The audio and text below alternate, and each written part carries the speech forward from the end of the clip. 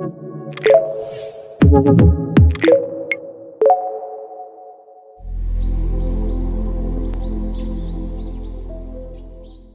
of all, that recognition is the first step towards healing.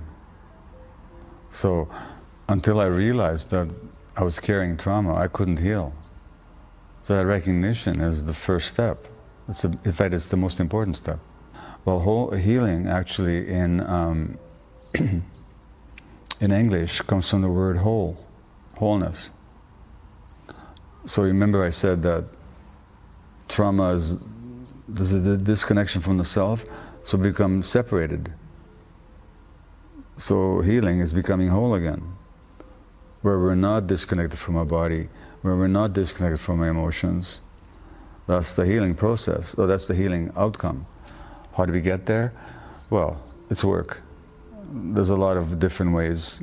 I could name some of them, but there's a lot of different methods, different approaches, some of them psychological, some of them working just with the body, some of them involve some spiritual work, but it all has to do with coming towards wholeness. And sometimes, if I may add, when people suffer a crisis, or they suffer an illness, or they go through a bad divorce, or they find themselves dissatisfied with their work, then they start asking themselves, well, how did this happen? And that question is the most important question. In other words, not why did this happen to me, but what is it in me that may have helped this to happen? So the healing does begin with taking some responsibility. Not guilt, but responsibility. What happened in childhood happened, but it's in the present moment, it's my responsibility to do something about it. So I would say it's asking the question, and then secondly, taking responsibility for the healing. Those are the most important first two steps.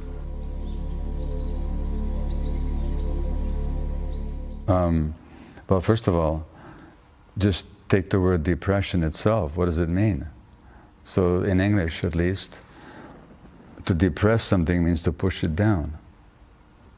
So what is it that gets pushed down in depression? If you ask anybody who's depressed, it's not a feeling. Depression is not a feeling. It's a state of mind.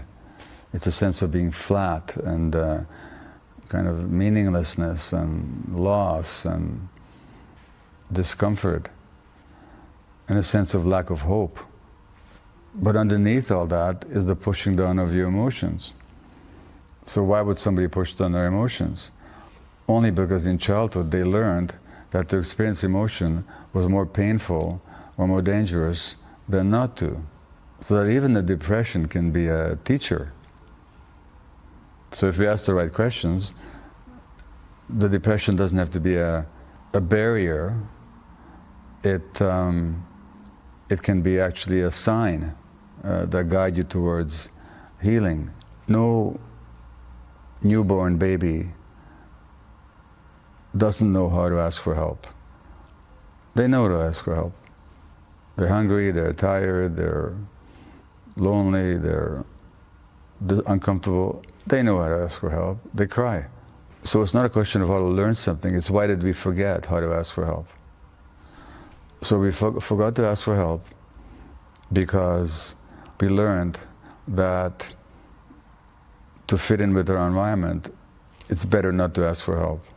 Because to ask for help is to invite criticism, or our parents are too busy and too stressed, so it's too painful to ask for help, so we forget how to do it.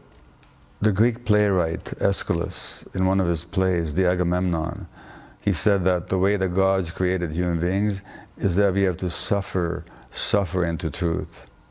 So the suffering, whether a physical illness or mental distress, can actually be a teacher. Many people, once they realize how much they're suffering, they will ask for help. At some point they will ask for help. Those that don't know how to ask for help at all and they're afraid to, they're in trouble. But I would say, for the most part, if I'm an example, when life doesn't work the way you imagined it ought to, we start asking questions.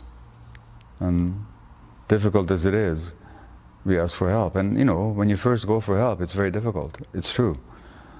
But if you're suffering enough, and if you don't want to suffer, you'll probably ask for help at some point.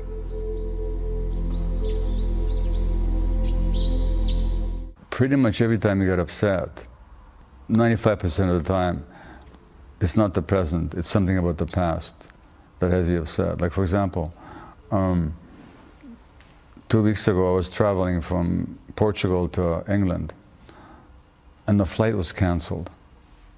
Okay? Now, maybe 5 years ago, if that had happened, I would have been really upset.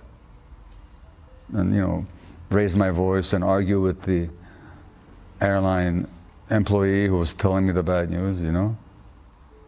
Now, okay, I got it. It was canceled. I have to sit and read my book for the next 10 hours at the airport.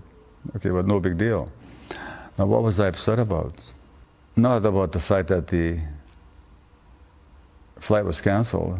That's disappointing, but it's not necessarily upsetting. What is the upset all about? That my needs aren't met. Well, when did that happen, that my needs weren't met?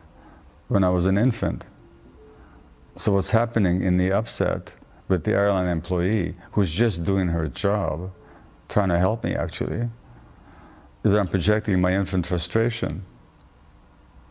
Why is this happening to me? It's not just happening to me, it's happening to 200 other people at the same time. So, most of the time you get really upset. That's a good sign that this is trauma showing up. Most of the time. Not always, but I'd say, especially in your personal relationships, with your partner, your friends, your children. When you get upset, really upset, it's a really good time to see what's really going on here. So it shows up that way. It shows up in, I got fired from a job once. It was wonderful that I was fired. I learned a lot. But at the time, I was really upset. And I was so angry. And I was so outraged. Until I actually examined it, and I realized, you know what? I created my own firing, the way I was. I was doing a good job, really good job. But my colleagues, who were more traditional minded than I was, they didn't understand why I was doing things the way I was doing, even though they were working. So they asked me questions. Now, when somebody questions me, especially in a certain tone of voice, I'm not hearing a question. I'm hearing an attack. When I hear an attack, I become like a bulldog. And I bite back. That's why I ended up being fired. But at the time, all I could see is poor little me, a victim, you know? When I thought about it, no, I created it. And it was a beautiful learning. So my trauma showed up because I thought that by asking questions, they were invalidating me. Now, if I fully believed in my own value, if they asked me a question, why are you doing it that way? I'd say, oh, I'm doing it that way because this and that. But if I don't believe in my own value, which is my trauma, then when they question what I'm doing, I perceive that I'm being attacked. So there's all kinds of ways that trauma shows up, and we can learn from it all, if we're open-minded about it.